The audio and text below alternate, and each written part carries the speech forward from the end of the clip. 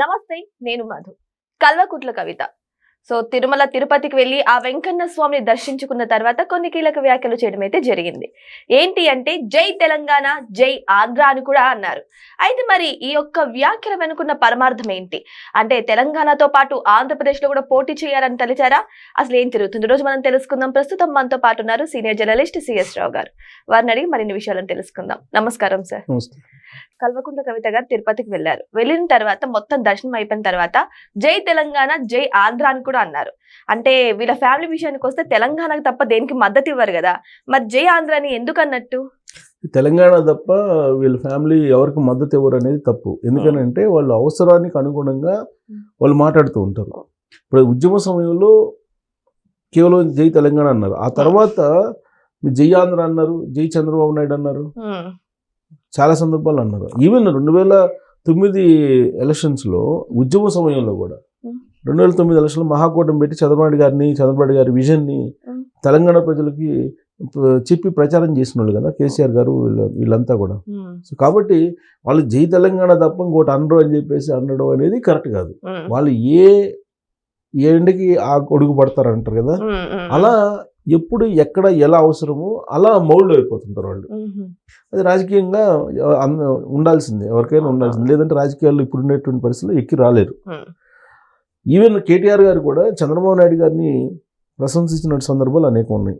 రాజకీయంగా వ్యతిరేకిస్తున్నాం కానీ బట్ ఆయన విజన్ నేను కాదనలేను, అది గొప్ప విజనరీ అని చెప్పేసి ఆయన కూడా పొగిడారు కదా, అంటే జూబ్లీ హిల్స్ ఉప ఎన్నికల సందర్భంగా. అలాగే ఎన్టీ రామారావు గారి విగ్రహం పెట్టిన దాన్ని తీసేసిన ప్రయత్నం చేసినటువంటి వీళ్ళే మాకు ఎన్టీఆర్ గారి విగ్రహం పెడితే మాకేం అభ్యంతరం లేదు అని చెప్పేసి అన్నారు. పంజాగుట్లో ఎన్టీఆర్ విగ్రహం ఎందుకు పెడుతున్నారు, వచ్చేవాడు రాండి అని చెప్పేసి రేవంత్ రెడ్డి గారు అన్నారు కదా. అన్న సందర్భంగా వాళ్ళు ఏమన్నారు, పెడితే మేము అభ్యంతరం పెట్టమని చెప్పేసి అన్నారు. అన్నారు. అంటే వాళ్ళు ఎప్పుడైనా ఏదైనా మాట్లాడతారు. అలాగే కవిత గారు తిరుమల వెళ్ళారు. తిరుమల వెళ్ళి దర్శనం చేసుకున్నారు, అభిషేక దర్శనం చేసుకున్నారంట. అదృష్టమే ఒక రకంగా చెప్పాలంటే. కలియుగ వైకుంఠంలో వెంకటేశ్వర స్వామి ప్రత్యక్ష అభిషేక దర్శనం అంటే ఆయన అభిషేక దర్శనం జరిగిందంట. సో అభిషేక దర్శనం చేసుకున్నారు. అయితే ఆవిడ క్లీన్ చిట్ వచ్చింది కదా, తీహార్ జైలు లిక్కర్ స్కామ్లో వెళ్ళారు కదా. క్లీన్ చిట్ వచ్చినటువంటి క్రమంలో వెంకటేశ్వర స్వామి ఇదంతా చేశారు, వెంకటేశ్వర స్వామి నాకు కరుణించారు అనేటువంటి ఒక భక్తిభావంతో ఆవిడ మెట్టు మార్గంలో నడుచుకుంటూ వెళ్ళారు, వెళ్ళి దర్శనం చేసుకున్నారు. అయితే అక్కడికి వెళ్ళినప్పుడు అలిపిరి దగ్గర ఆ అదే మెట్టు మార్గంలో వెళ్ళడానికి ముందుగా మీడియాతో మాట్లాడేటప్పుడు జై తెలంగాణ జై ఆంధ్ర కాదు, జై ఆంధ్ర అని చెప్పి స్టార్ట్ చేశారు ఆవిడ. కల్లగొండ ఫ్యామిలీలో ఉన్నటువంటి ఒక సెన్సిటివ్నెస్ అదే తెలంగాణ అయితే ఫస్ట్ తెలంగాణ జై తెలంగాణ అంటారు. ఆంధ్రాకి వెళ్ళారు కాబట్టి జై ఆంధ్ర అని చెప్పి స్టార్ట్ చేసి ఎండింగ్ లో జై తెలంగాణ అని చెప్పారు. ఆవిడ మాట్లాడిన ఎండింగ్ లో జై తెలంగాణ అన్నారు, స్టార్టింగ్ లో జై ఆంధ్ర అంటూ మాట్లాడారు.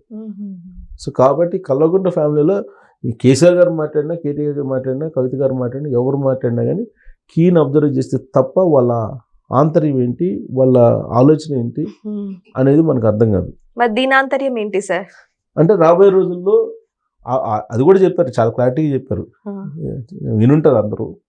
చాలా క్లారిటీగా చెప్పారు. తెలంగాణలో ఆంధ్ర మూలాల్లో ఉన్నటువంటి వాళ్ళు ఉన్నారు, వాళ్ళకి ఓట్లు ఉన్నాయి అక్కడ, వాళ్ళు కొన్ని నియోజకవర్గాల్లో గెలుపు ఓటంలో నిర్దేశిస్తారు. కాబట్టి వాళ్ళు మా సోదరులే, మా సోదరీమణులే అని చెప్పి అన్నారు. అంటే ఆంధ్ర మూలాలు ఉన్నటువంటి వాళ్ళు తెలంగాణలో కవిత గారి పార్టీకి సపోర్ట్ చేయాలి. ఇప్పుడు మేము మీకు ఫ్రెండ్లీ, మేము ఆంధ్ర వాళ్ళు దోపిడీదారులు, రాక్షసులు అని చెప్పి ఒకవేళ మేము ఉద్యమ సమయంలో అన్నాము. కాబట్టి ఇప్పుడు మీరు మాకు స్నేహితులు, ఇప్పుడు మీరు అర్థం చేసుకోవాలి, అప్పుడంటే అలా అన్నాం, ఇప్పుడు మీరు అర్థం చేసుకోండి అనే యాంగిల్లో ఆవిడ ఒక హింట్ ఇచ్చారు. అవసరానికి ఎలా మారిపోయారు సార్, అదే చెప్తున్నాను. ఇప్పుడు పార్టీ పెడుతున్నాను చెప్పి ఆవిడ అనౌన్స్ చేశారు. మేలోనే నేను పార్టీ పెట్టబోతున్నాను, మేలో పార్టీ అజెండా ఏంటి, పార్టీకి సంబంధించిన జెండా ఏంటి, ఇవన్నీ కూడా ప్రకటిస్తానని చెప్పి చెప్పారు. చెప్తున్నటువంటి క్రమంలో ఇవి అనౌన్స్ చేస్తారు. అంటే రాబోయేటువంటి రోజుల్లో కవిత గారు ఏం చేయబోతున్నారు, ఆంధ్ర మూలాలు ఉన్నటువంటి వాళ్ళని కలుపుకొని రాజకీయాలు చేయబోతున్నారు. మొన్నటిదాకా ఏం చేశారు, 2014 నుంచి 2023 దాకా ఆంధ్ర మూలాలు ఉన్నటువంటి వాళ్ళతోటి కలిసి వ్యాపారాలు చేశారు. ఇది కాదలేనటువంటి సత్యం. మీకు టాప్ 20 కంపెనీస్ ఏవైతే ఉన్నాయో, ఫార్మా కానీ, రియల్ ఎస్టేట్లో కానీ, హాస్పిటల్స్లో కానీ, ఏ రంగంలో విద్యా రంగంలో కానీ ఏ రంగంలో తీసుకున్నా ఆంధ్ర మూలాలు ఉన్నటువంటి వాళ్ళతోటి కలిసి వ్యాపారాలు చేశారు వీళ్ళు అనేది తెలంగాణ ఉద్యమకారులే చెప్తున్నారు. అనేక సందర్భాల్లో చెప్పారు తెలంగాణ ఉద్యమకారులు. బాగా వెల్ ఆఫ్ అయిపోయారు, ఆస్తులు సంపాదించుకున్నారు అనేది రేవంత్ రెడ్డి గారు చెప్తున్నారు కదా. ఎన్ని వేల ఎకరాలు ఆక్రమించుకున్నారు, ఎన్ని లక్షల కోట్లు సంపాదించారు అనేది రేవంత్ రెడ్డి గారు చెప్తున్నారు. ఇది ప్రత్యేకంగా మనం చెప్పవసరం. కానీ వాళ్ళ దగ్గర నుంచి నేను రికవరీ చేస్తానని చెప్పి రేవంత్ రెడ్డి గారు అన్నారు. కానీ ఇంతవరకు ఒక అరెస్ట్ చేసిన దాఖలాలు లేవు, ఎవరిని ఒకళ్ళు కూడా అరెస్ట్ చేయలే. కాకపోతే వాళ్ళు సంపాదించుకున్నారు. ఒకప్పుడు కల్వకుంట్ల ఫ్యామిలీ, ఇప్పుడు కల్వకుంట్ల ఫ్యామిలీ అనేది సగటు తెలంగాణ పౌరుడు ప్రతి ఒక్కళ్ళు కూడా మాట్లాడుకుంటున్నారు. ఇద్దరు తెలంగాణ పౌరులు కనిపించినా కల్వకుంట్ల ఫ్యామిలీ గురించి మాట్లాడుకునేటప్పుడు ఎక్కడ కల్వకుంట్ల ఫ్యామిలీ ఇప్పుడు ఎక్కడ ఉంది అనేది మాట్లాడుకుంటున్నారు. పాటలు కూడా పాడుతున్నారు, అలా ఒక్క పాటలు కూడా రాసిస్తారు చాలా మంది. సో కాబట్టి ఆ విషయంలో క్లారిటీ ఉంది, తెలంగాణ సమాజానికి కూడా క్లారిటీ ఉంది. కానీ మళ్ళీ అధికారం కోసం ప్రయత్నం చేస్తున్నారు. ఈ అధికారం కోసం ప్రయత్నం చేస్తున్నటువంటి క్రమంలో కవిత గారు ఒక ప్రత్యేకమైన పార్టీ పెట్టుకున్నారు, జాగృతి అని. తెలంగాణ జాగృతి అనే ఒక సంస్థ. రాజకీయ పార్టీగా మరి వేరే పేరు మారుస్తారో లేదంటే ఏమో కానీ మొత్తానికి తెలంగాణ పేరుతోటే పార్టీ పెడతానని చెప్పేసి అన్నారు. తెలంగాణ పేరు ఉండేలాగానే పార్టీ ఉంటుంది. టీఆర్ఎస్ పార్టీ తెలంగాణ రాష్ట్ర సమితి ఉండేది కదా అప్పట్లో. ఆ తర్వాత దేశీయత కావాలి, దేశ రాజకీయాల్లో కీలకం కావాలని బీఆర్ఎస్ గా మార్చారు. బీఆర్ఎస్ గా మార్చిన తర్వాత ఆ పార్టీ పరిస్థితి ఏంటనేది మనం చూస్తున్నాం. అందుకే ఇప్పుడు అది మిస్ అయింది కాబట్టి కల్వకుంట్ల ఫ్యామిలీకి మళ్ళీ అధికారం దక్కదేమో అనేటువంటి ఉద్దేశంతో ఏమో మరి మొత్తం మీద ఇంకొక బ్రాంచ్ ని ఓపెన్ చేశారు. ఇంకో బ్రాంచ్ ఓపెన్ చేయబోతున్నారు. తెలంగాణ పేరుతో ఇంకో బ్రాంచ్ వస్తుంది. బీఆర్ఎస్ వాళ్ళు ఓపెన్ చేస్తారా? ఉండొచ్చు. వాళ్ళ సపోర్ట్ లేకుండా కవిత గారు పార్టీ పెడుతున్నారని చెప్పి ఎవరైనా అనుకుంటారా? ఏమో సార్, ఎందుకంటే కేసీఆర్ గారు ఎందుకు మాట్లాడాలి కదా, తెలంగాణ సమాజానికి క్లారిటీ ఇవ్వాలి. మరి కేసీఆర్ గారు ప్రమేయం లేకుండా, కేసీఆర్ గారు వ్యూహాలు లేకుండా కవిత గారు అంత ప్లాన్ గా వెళ్తారా? కష్టమే సార్. అయితే అంత ప్లాన్ గా వెళ్తారా అసలు? ఇప్పుడు అందుట్లో కేసీఆర్ గారు ఒక ఇంటర్వ్యూలో చెప్పింది ఏంటంటే, నీకు బిడ్డ అంటే ఇష్టమా లేదంటే కొడుకు అంటే ఇష్టమా అని. అంటే నాకు బిడ్డ అంటే ఇష్టం అని చెప్పారు. ఆవిడ కోసం పార్టీని బీజేపీలో విలీనం చేయడానికి ఒప్పుకున్నారనేది కవిత గారు చెప్తున్నారు. చాలా ఆ రోజున వచ్చింది కదా, బయట తీసుకురావడానికి లేదా విలీనం చేయడానికి సిద్ధం అని చెప్పేసి అన్నారు. అంటే ఒక పార్టీని ఛాలెంజ్ చేయడానికి సిద్ధపడ్డటువంటి తండ్రి మరి బిడ్డ భవిష్యత్తు, రాజకీయ భవిష్యత్తు ఏంటి అనేది ఆలోచించుకుని ఉంటారా? ఖచ్చితంగా ఆలోచిస్తారు. పోనీ ఇన్ని రోజుల నుంచి కవిత గారు ఇన్ని కామెంట్లు చేశారు కదా, ఒక్క మాట అన్నా కేసీఆర్ గారు అన్నారా? అనలేదు కదా. మరి ఆయన వ్యూహం లేకుండా వెనక ఆవిడ అడుగు వేస్తారా? డైరెక్ట్ గా ఆవిడకి అప్పచెప్పలేక బీఆర్ఎస్ పార్టీని బహుశా బ్రాంచ్ పెట్టిస్తున్నారేమో అనేటువంటి టాక్ కూడా ఉంది. కేటీఆర్ గారిని కాదని చెప్పి బీఆర్ఎస్ పార్టీని ఆవిడకి అప్పితే అప్పచెప్పలేరు కదా. కేటీఆర్ గారికి బీఆర్ఎస్ పార్టీని అప్పచెప్పి ఈవిడికి ఇంకో కొత్త పార్టీని పెట్టించి మీకు ఎవరు సత్తా ఏదో వాళ్ళు ప్రజల దగ్గరికి వెళ్ళి మీరు తెలుసుకోండి అని చెప్పి బహుశా ప్లాన్ చేసి ఉంటారు. ఇప్పుడు రేపు 33వ రోజు ఒకవేళ ఇన్ కేసు అవసరం అయితే కేసీఆర్ గారు సీఎం కావడానికి కవిత గారు సపోర్ట్ చేయరా? చేస్తారు కూతురు కదా, చీకుండా ఉంటారా? లేదు కవిత సీఎం కావాలనుకున్నారు అనుకోండి, కవిత గారు కేసీఆర్ గారు సపోర్ట్ చేయరా? చేస్తారు. బిడ్డ అంటే ఇష్టం అంటున్నారుగా, చేస్తారు కదా. సో కాబట్టి ఇవన్నీ కూడా తిండి ఫ్యామిలీ జరుగుతున్నటువంటి పాలిటిక్స్. ఇప్పుడు మనం ఆల్రెడీ చూసాం, ఒక ఎపిసోడ్ చూసాం. ఏ ఎపిసోడ్? మన ఆంధ్రప్రదేశ్లో జగన్మోహన్ రెడ్డి గారు షర్మిల గారి ఎపిసోడ్ చూసాం. ఆవిడ ఇక్కడ పెట్టారు ఫస్ట్, తెలంగాణలో పెట్టారు.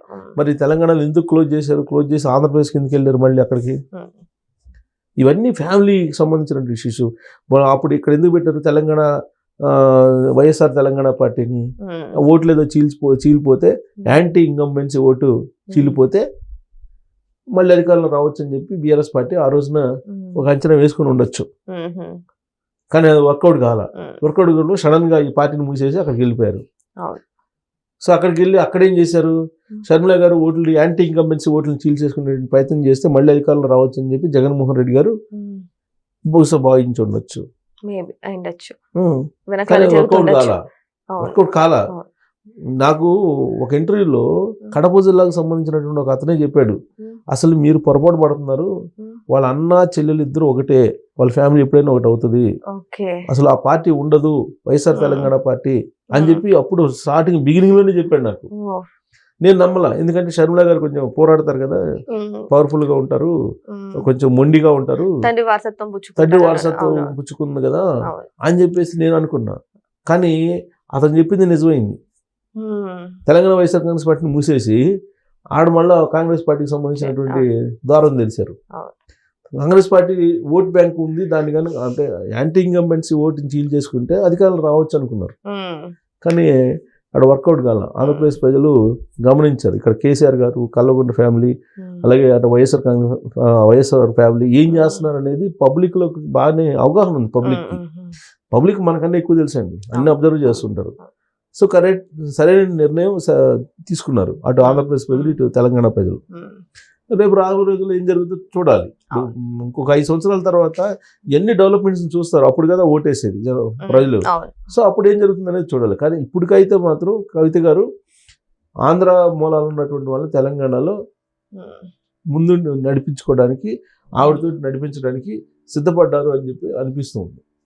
సో ఏదేమైనా సరే కవిత గారు అన్నటువంటి ఒక చిన్న వాక్యం అదే జై ఆంధ్ర జై తెలంగాణ. సో దీని వెనక మాత్రం పరమార్థం చాలానే ఉన్నట్టు తెలుస్తుంది. సో వచ్చే ఎలక్షన్స్ వరకు వెయిట్ చేసి చూద్దాం మరి కవిత గారు అన్నటువంటి ఈ చిన్న వ్యాఖ్య ఎంతవరకు దారి తీస్తుంది అనేది. Thank you so much. Thank you.